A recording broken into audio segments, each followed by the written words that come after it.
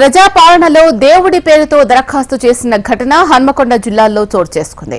భీమదేవరపల్లి మండలం ముత్తారం గ్రామంలో శివుడి పేరుతో అభయ హస్తంకు అప్లై చేశారు ఏనుగు వెంకట సురేందర్ రెడ్డి.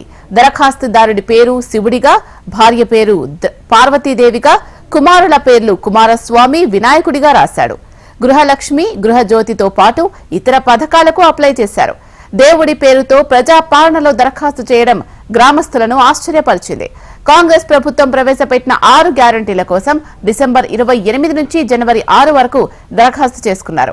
రాష్ట్ర వ్యాప్తంగా మొత్తం 1,25,00,000 దరఖాస్తులు వచ్చాయి. ఈ దరఖాస్తుల డేటాను ప్రభుత్వం జనవరి 15న ఆన్లైన్లో ఎంట్రీ చేయనుంది.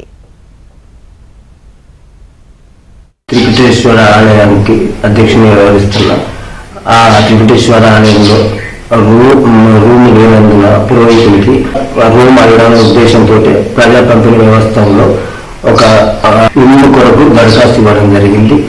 ఫామ్లో మాకు 12వ శతాబ్దంలో కాకతీయులప్పుడు ఇక్కడ విగ్రహాన్ని ఏర్పాటు చేసింది కాబట్టి వారి డేట్ ఆఫ్ బర్త్ ఫామ్లో శివుడు అని రాశాను. వారి భార్య పార్వతి, కుమారుడు కుమారస్వామి, వినాయకుడు అని రాశాము.